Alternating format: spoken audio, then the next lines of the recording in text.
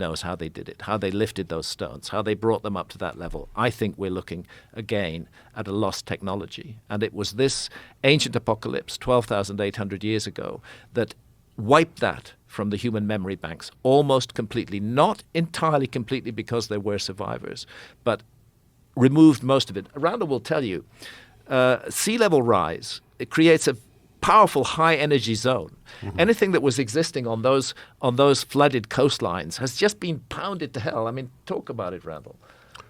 Well, yeah, I mean, it's going to be a lot more energetic than now. I mean, imagine your sea level rising at 3 or 4 times at least faster than we've seen rise in the last century. And within there, juxtaposed are these episodes of very rapid sea level rise. So you're talking about a very energetic intertidal zone.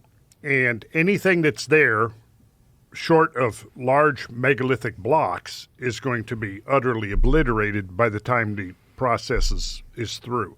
And I think that this is one of the things that, you know, the archaeologists and the prehistorians, people are looking at that, have failed to take into account the severity of these events we're talking about. Because the question, you know, it's like, imagine that you drop an atomic bomb on a city and it completely obliterates it. And then a short while later, you drop another one on the same place. What's going to be left? And then 10,000 years, 20,000 years goes by. What are you going to what are you going to find? What are you going to look for? You know, it's going to be just rubble that gets reincorporated just into the geological stratum, and it's going to be very difficult to differentiate, for example, from what's called a conglomeratic rock, which is basically we have just a huge jumble of broken rock cemented together, right? Now, within there could be all kinds of stuff that's not even recognized as being artificial in the sense that humans had anything to do with it. The other thing is when we talk about these ancient technologies, if we're only looking for a mere reflection of ourselves, we could overlook it completely because I think there's evidence that exists now. I mean, some modern researchers whose work has been buried or suppressed, I think we're getting very close to rediscovering some of the things that our ancient ancestors were up to.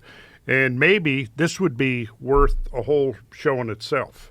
We could dive into this, and I don't want to get into that today. But what kind of technologies are you talking about? Well, I shouldn't really get into that. Get into it. Get into it, Randall. We got to get into it. Okay, well. We've opened the door. There we go. This is the work of Nikola Tesla. And he was, again, this is way too much for us to get into today. That's why we need to devote a whole session to talking about this. Okay. But this was the inspiration. You know, his work was suppressed. A lot of his patents were taken, sealed up by the U.S. government for whatever reason. I don't know. But this is some of the stuff that's now being developed using his ideas plus some of the others. This is the man I've been talking to for the last 7 years. Malcolm Bendall? Yes. And again, I don't want to get into it today, but like, here's an example of what they're doing. This is a generator that has no moving parts. It's all based on geometry, pure geometry. Mm-hmm. And here's the basic idea, as I think I understand it at this point. Resonance frequencies. Everything vibrates. Have you ever, like if we had an electric razor, we plugged it in, turned it on, set it on this table, bzz, it's going to move around, isn't it? You ever seen that? Yeah. That's the beginning of the concept because it's vibrating. Everything vibrates at a frequency, and if you know that frequency, you can control things. And I think that's the basic idea of what we're looking at here. And it's all based upon the ancient numbers. And they're developing technologies right now, and they have been. I was recently contacted and given the go-ahead that I could talk. I've been sitting on this for 7 years without talking about it because they asked me not to talk about it until they had their patents in place and their licensing. That's all happened since last summer. So we're now free to talk about it. So that's what I'm saying. I think, would be a good idea to get me back on here. We can look at it. I'm going to lay this on Graham so he can look at it too, because I really want to get Graham's feedback on this. I mean, would it be fair to say that there's an element of a rediscovery of a Yes. lost technology from the past? I think it would be fair to say that, yes. And so through this technology, they're able to move stones or cut stones or all the above All the above. and even transport them? Whoa, Yes. what is all this? Well, this is the model, and this is diagramming all the frequencies of the elements and what their vibrational frequencies are and the numbers that measure those frequencies. And they're all the numbers we get from looking at these ancient traditions that recur over and over and over again, that I've been talking about in my sacred geometry classes for decades without knowing what the final result was going to be. So this inventor who's working with this small group contacted me, and this is what he told me. He said, you built the foundation. He said, you laid the foundation with your work on ancient geometry, and I built a house on top of it. That's what he said. Nice. So for 7 years, he's been supplying me with all the information. I have copies of all the patents. I have videos of the testing of the prototypes.